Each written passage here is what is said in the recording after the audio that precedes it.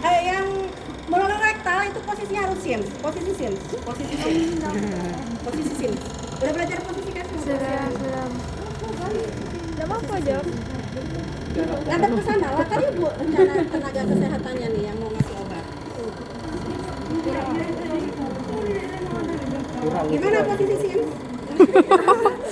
Sini katanya nak, bukan gitu. Kamu mau aja bohongin nih. Nah, lu. Ini tekuk. Tekuk satu. Ini lurus. Nah, jadi kayak gini posisi untuk kita berikan obat lewat anus ya. Nah, obatnya dalam bentuk peluru kan. Nah, kalau kayak gini dia dalamnya lurus, jadi enak masukinnya. Ya, udah. Praktekin itu aja. Ya.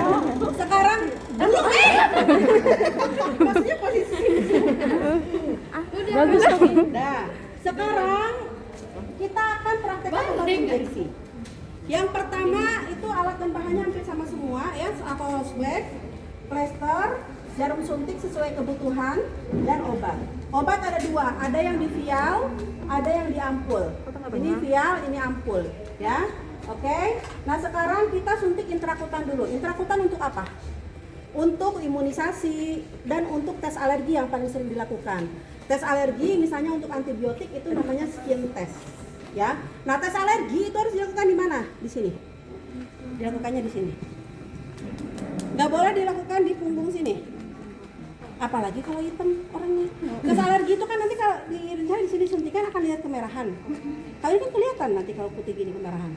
Ya, kalau punggungnya kan nggak kelihatan misalnya ya. Nah, apalagi yang kulitnya hitam gitu ya. Sini nggak ada kulit yang hitam ya. Hah? Itu oh enggak lah ya. Bisa kalau hitam kan nggak kelihatan kalau di sini. Jadi kita harus pilih yang ini, ya.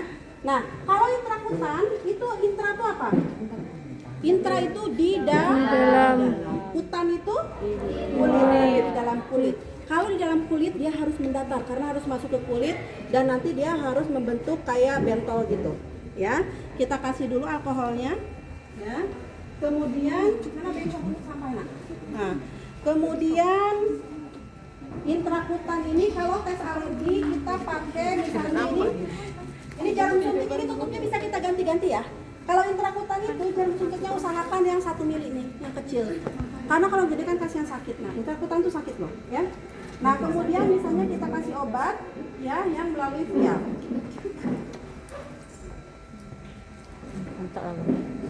Oke, ceritanya ini bisa antibiotik. Obat kalau sudah masuk ke karet vial nanti jarumnya diganti. Ya, jangan ditusukkan ke orang. Karena pertama ketajaman sudah berkurang, yang kedua itu khawatir nanti infeksi ya. Ini cuma satu aja ya. Jarum suntik. Nah, kemudian kita ganti ujungnya dengan jarum yang 1 mili untuk intrakutan. Posisinya mendatar. Seperti ini. 15 derajat. Ya. Nah, masukkan kalau untuk tes alergi, masukkan sampai dia betul-betul bentol, muncul mendung gitu tuh gitu ya. Nanti itu bakal muncul. Nah, gitu ya. Misalnya muncul. Nah, kemudian kita tandai, misal tes alerginya di sini. Kita tandai nak, mana pulpen nak? Ada pulpen enggak? Pulpen. Bu. Ya. Nih pulpen. Yang HMJ di mana? HMJ. Kelompok sana ya tadi ya? Yang ketua HMJ. Iya. D431 kan? Iya. Nah, ini dibuletin. Ya, kita buletin. Misalnya ini yang tadi ini ya. Yang tadi bentolnya. Kita buletin sekitar 2 cm. Diameternya di tengah-tengah ini yang bentolnya. Nah, apabila dia kemerahan melebihi buletan ini berarti dia alergi. Gitu, berarti obatnya nggak boleh dikasihin. Ya, karena apa? Kalau di alergi yang bahaya, misalnya obatnya masuk intravena itu bisa terjadi shock anafilaktik yang bisa menimbulkan kematian dalam jangka waktu sekejap. Ya, jarumnya belum sampai, belum kita cabut, orangnya udah pingsan duluan. Padahal jarum itu belum kita cabut. Ya, oke. Nah, itu intrakutan. Jadi intrakutan untuk apa tadi? Untuk skin test atau tes alergi dan untuk imunisasi. Ya. Kemudian tadi kan sebelum disuntik kita oles dulu alkohol. Tapi kalau misalnya udah ini jangan kita tutup alkohol karena kita kan mau lihat reaksi dia kan. Nah, jangan ditutup ya. Untuk skin test untuk intrakutan tuh nggak boleh ditutup oleh alkohol. Imunisasi juga sama. Kan BCG itu kan untuk mencegah TBC. Nah, itu yang dimasukkan tuh kuman TBC. Tapi yang sudah dilemahkan, maka dia ditaruhnya di bawah kulit supaya nggak bahaya untuk tubuh kita. Tapi tubuh kita udah tahu, ada kuman TBC tuh di tubuh ini gitu. Harus dilawan gitu. Kalau kita kasih alkohol, matilah itu si bakteri itu. Kalau mati ya nggak bisa dia merangsang daya tahan tubuh kita gitu ya. Nah, maka kalau orang sudah suntik BCG itu akan muncul nanah. Nanah itu adalah bakteri-bakteri yang sudah dilawan oleh daya tahan tubuh kita, sehingga terbentuklah daya tahan tubuh kita terhadap TBC. Jadi jangan kaget nanti kalau punya anak habis BCG terus ininya bernanah gitu ya. Jangan digosok-gosok pakai alkohol, pakai betadine, nggak boleh. Itu di situ ada bakterinya yang sedang kita lawan gitu, supaya kita punya antibodi terhadap TBC. Ketika nanti dapat TBC yang benerannya itu nggak terlalu parah banget. Gitu ya nak ya. Oke, itu sekilas info. Yang kedua, subkutan. Sub itu apa? Di bawah. Kutan itu apa? Kulit. Nah, kamu duduk nak sekarang. Nah ya. Nah, subkutan itu cara nyuntiknya kita harus angkat dulu kulitnya, karena kan di bawah kulit. Diangkat dulu kulitnya di sini. Ditekan. Agak ditarik. Jangan ini ya, mentang-mentang saya ini mantan. Gitu ya, nggak boleh ya. Nah, ditekan, agak ditarik dikit. Oke. Kemudian jarumnya kita ganti sama yang jarum 3 mili. Mana tadi jarum 3 mili yang baru ya? Nah, yang baru, ceritanya ini baru ya. Oke. Nah, diganti lagi jarum yang baru karena tadi kan udah nusuk ke vial ya. Nah, ganti lagi, ini bisa digonta-ganti tuh, ya. Nah, kemudian ini posisinya, tadi kan kita udah tarik gini. Jangan lupa kita kasih alkohol swab terlebih dahulu. Ya. Seperti ini. Oke. Kemudian ini harusnya ada bengkok buat sampah nih. Nah, ini kita tarik. Posisinya kan tadi 15 derajat ya yang intrakutan. Ini 45 derajat. Iya. Pakai perasaan. Masuk. Kemudian ditarik. Jangan sampai ada darah. Kalau ada darah berarti masuk pembuluh darah, nggak boleh ya. Nah, kalau sudah misalnya ditarik nggak ada darah, baru kita keluarkan. Jangan kalian terlalu semangat masuk, nembus lagi ke sini nanti. Ya, nah, pakai perasaan makanya, ya. Nah, terus ya itu ya 45 derajat. Jadi masuk seperti ini, kemudian ditarik nggak ada darah. Kalau nggak ada darah, baru kita suntikan obatnya. Gitu, ya. Setelah suntikan obatnya, kita kasih kapas alkohol seperti ini. Jadi kalau 45 derajat tuh nggak habis jarumnya. Nusuknya tuh nggak habis gitu ya, paling segini gitu ya. Tapi kalau misalnya nanti ibu minta itu ya, kalau misalnya intramuskular dia harus sampai habis. Intrakutan biasanya untuk apa? Imunisasi bisa, untuk pemberian insulin. Tadi kepelitan, sekarang terlalu boros ya. Nah, coba lihat, bisa sampai melingkar gini nah nanti tuh. Tuh lihat coba tuh. Lebay jadinya kan? Kayak orang habis kecelakaan gitu ya, padahal cuma disuntik doang gitu. Nah, dah. Kemudian intramuskular. Intramuskular itu dia ke dalam otot. Otot itu kan berarti lebih dalam kan? Nah, maka posisinya kalau yang tadi itu mendatar seperti ini, kemudian 45 derajat. Kalau intramuskular harus tegak lurus dan habiskan jarumnya. Kan, gitu. Posisinya di mana? Pertama bisa di otot deltoid di sini. Ya, kita bagi dua seperti ini ya, jari kita ya. Nah, kemudian ini di tengah-tengah, sini.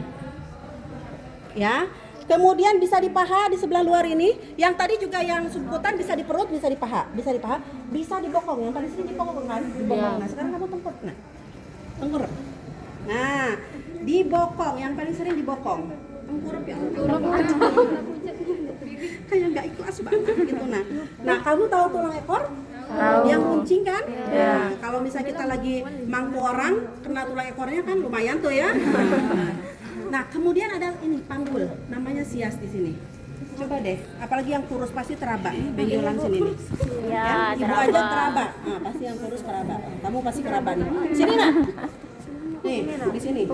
Nih, di sini, nih. Ya? Oke. Maaf ya, dompetnya keluarin dulu ya nak ya. Dompet. Soalnya isinya tebal banget, ibu susah nyuntiknya nanti. Dah, taruh. Sekarang tuh udah zaman cashless ya. pakai kiris. Nih, kita pegang ini panggul yang ini, tulang yang di depan sini. Kemudian ini ekor. Ini nggak usah dipegang, tapi kita bayangin gini ya, ini tulang ekor. Kita lihat, bayangkan garis imajiner dari sini sampai sini, sampai depan. Terus kita bagi 3 garis imajiner itu, ya. 1, 2, 3. Kayak paham enggak? Nah, dari sini yang nonjol sampai yang nonjol sini kita bagi garis imajiner, kita bagi 3. 1 bagian, 2 bagian, 3 bagian. Kita suntik yang sepertiganya ini di sini. Ya, di sini posisinya. Jangan di tengah-tengah sini karena di situ ada saraf yang besar namanya nervus sciaticus. Kalau kesuntik sakitnya minta ampun. Ya. Jadi kita dari sini bagi 3. Kalau udah sering nyuntik pasti bakal perasaan bagi 3, oh ya udah di sini. Dah kita pasang itu alkohol swab lagi. Ya. Ini. Nah.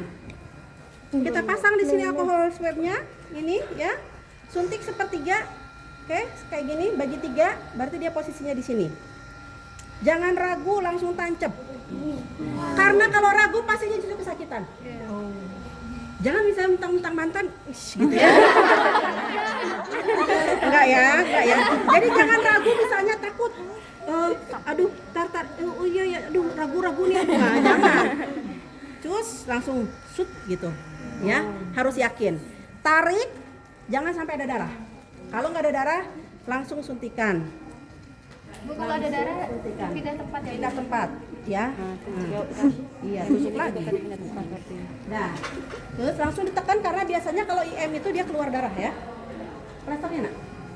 IM itu untuk apa biasanya? Antibiotik, vitamin gitu ya. Suntik antibiotik, suntik vitamin, suntik anti nyeri ya. Biasanya itu intramuskular atau IM di ini. Dah. Itu IM. Sekarang intravena. Duduk. Intravena. Kalau intravena biasanya dikasih di sini nak. Nih kan kelihatan tuh pembuluh darahnya. Alatnya sama, yang ngebedain kita butuh torniket. Seperti ini.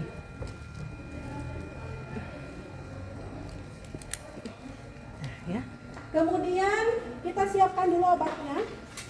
Misalnya kita mau ambil yang dari ampul sini. Ya nak ya, misalnya.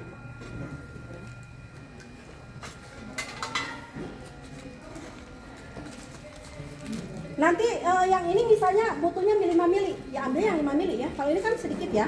Tapi kalau kamu butuhnya 5 mili, ambil yang 5 mili, ganti jarumnya pakai jarum yang 3 mili biar kecil. Gitu ya. Oke. Cara buka ampul, pertama tuh perhatikan dulu tanda. Pasti bakal ada tanda, entah itu tonjolan, entah itu warna. Ada kan? Ada, Bu. Nah, tanda itulah yang ngadep ke jempol kita di sini. Yang ngadep ke kita sini. Ini posisinya ya.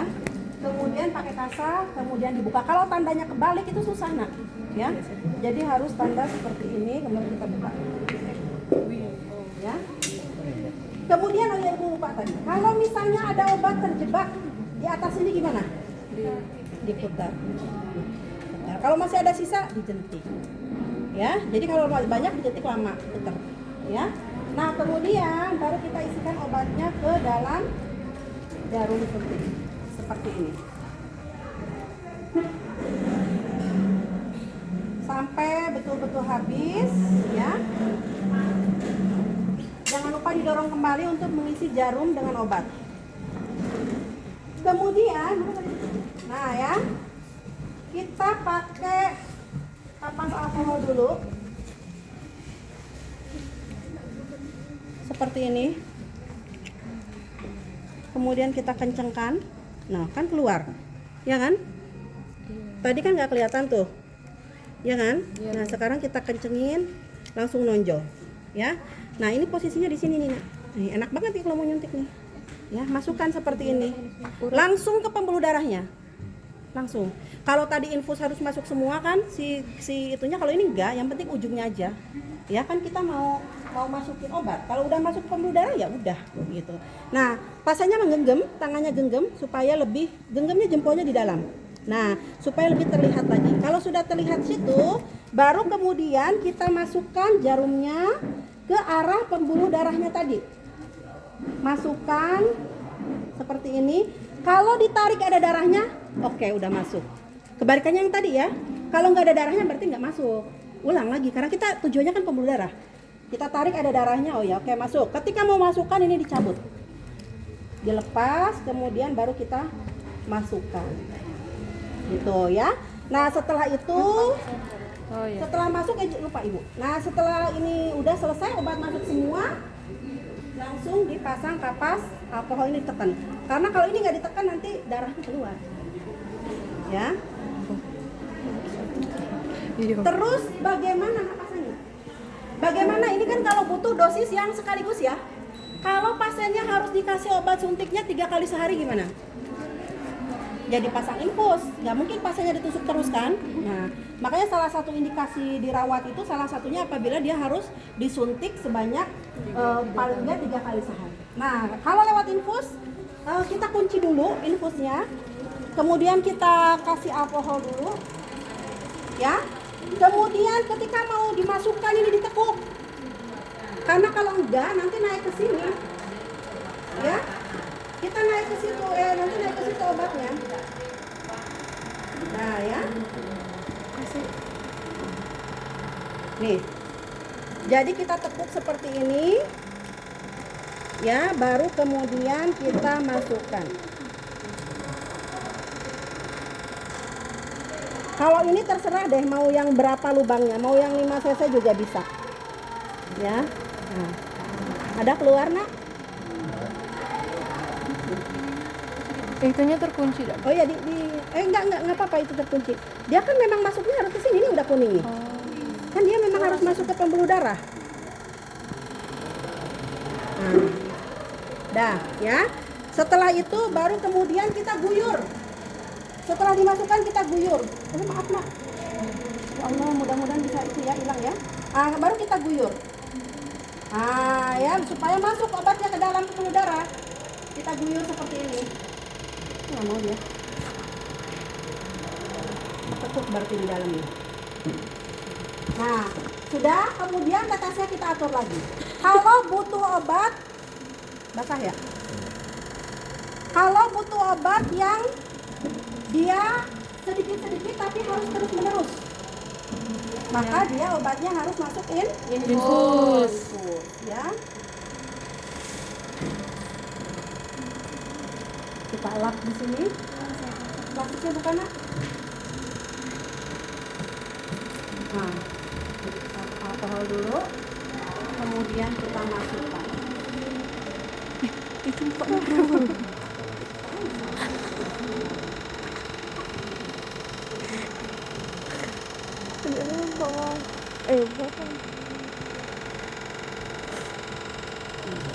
Setelah itu dicatat obat apa yang masuk, jam berapa, tanggal berapa, kemudian dicampur ini supaya homogen. Baru setelah itu dibuka lagi tetesannya, diatur lagi, ya. Oke. Kemudian dicatat itu wajib. Kalau ini kan kelihatan, oh iya ada obatnya. Kalau pakai ini kan nggak kelihatan, maka harus gitu ya. Nah kemudian sekarang cara melepas infus. Pertama kita kunci dulu. Kemudian kita beri kapas alkohol, ya. Dibasahi dulu pinggir-pinggirnya ini. Dibasahi supaya dia mudah lepas. Nah, seperti ini, ya. Ini semua supaya mudah lepas. Kemudian setelah itu sebelum dicabut tekan dulu. Nggak boleh kalau nggak ditekan, harus ditekan. Karena kalau enggak nanti darah bakal ngegelontor keluar. Tekan dulu baru cabut. Tekan sampai dia betul-betul menjendal, supaya dia betul-betul nggak perdarahan lagi. Nah, kalau mau diganti boleh. Ya misalnya ini udah ada darahnya, kita ganti. Nah, setelah betul-betul berhenti baru kita pasang plester. Ini semua sepaket wajib dibuang. Walaupun ini masih ada sisa. Ya. Itu ada yang ditanyakan sampai sini nak? Ibu, untuk yang darah yang di sini tadi cari cara menentukan pembuluh darahnya gimana Bu? Kan kelihatan tadi. Ya kan banyak itu pembuluh darahnya itu, nentuin yang mana itu kan? Kalau itu pembuluh darah harus yang besar, jangan yang tipis. Kalau tipis nanti pecah. Di sini bisa, di sini bisa, di sini bisa. Oh, ya? bebas ya Bu, yang penting Bebas. besar. Yang penting besar. di percabangan boleh, tapi hati-hati rawan pecah kalau percabangan. Cari yang lurus sama yang kayak lurus aja. tapi kalau infus kan dia ini kan, ini kan enggak. Jadi nggak harus sampai maksimal. Baik, sekian Ibu sampaikan. Yang boleh absen yang tadi izin 3 orang untuk